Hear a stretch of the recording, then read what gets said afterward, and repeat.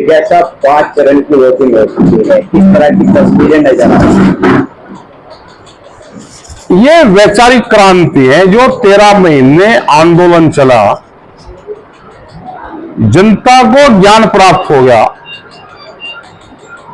और जनता शांत समुद्र का जल जैसा रहता है, ऐसे जनता चुनाव में शांत है।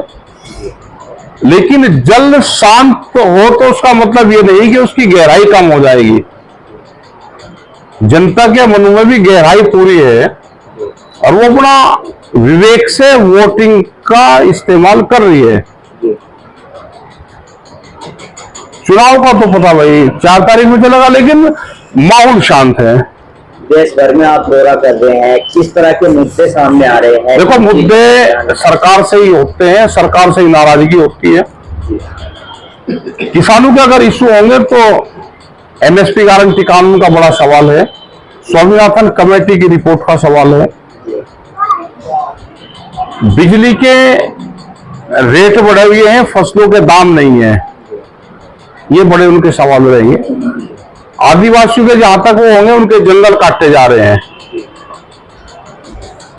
उनके अपने अलग इशू हैं। देश के नौजवान के अलग इशू हैं।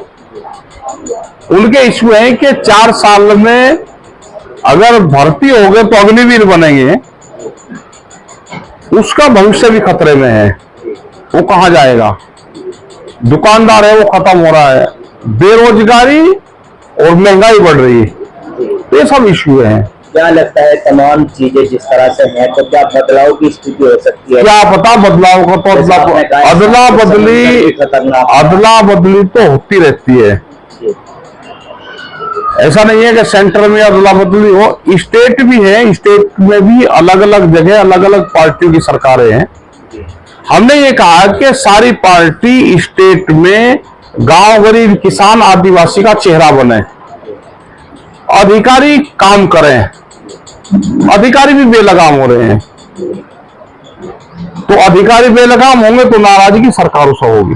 अब जैसे बहुत कम समय रह गया है मतगणना होने में, क्या कहना चाहोगे जनता को और उन लोगों को जो चुनाव जीतने वाले? चुनाव जीतेंगे तो हमारे इशू रहेंगे एमएसपी गारंटी कानून, कर्जा माफी। जो गरीब आदमी है, ये नहीं कि किसान और दुकानदारी हो रहे हैं, जो गरीब आदमी है, भूमिहीन है, उसको भी रोजगार मिले। ये नहीं कि बहुत लोग आज ही आए तो हमने उनसे पूछा, आज सुबह ही आए कुछ लोग, कुछ महिलाएं थी, आई थी, हमें कुछ नहीं खाना चाहिए। तो क्या देश की हालात ये होगी कि लोगों के पास में काम नहीं, सिर्फ उनको खाने के लिए मांगना पड़ रहा है? अपना एक दिन का भोजन की उनकी कैसे व्यवस्था रहेगी? तो ये तो देश के हालात नहीं होने चाहिए थे। ये देश भर की बात हो गई। मुजफ्फरनगर की अगर बात की जाए, ये कहा जाता है कि टिकैत परिवार का जिस प्रत्याशी को आशीर्वाद मिल जाए उसकी नैया पार। नहीं, हमें तो हम सबके साथ हम रहे, सभी है, ये तो जनता का फैसला होता है। हम चुनाव से दूर रहे, चुनाव ने हमको किसी के लिए नहीं कहा, पूरे देश भर में। मुजफ्फरनगर में क्या मुद्दे हावी है? नहीं, सारे मुद्दे, जातिवाद हावी रहता है, क्षेत्रवाद रहता है, भाषावाद रहता है, कौन कैंडिडेट किस पार्टी से लड़ रहा है, उसकी क्या विचारधारा है, वो सारे इशू रहते हैं।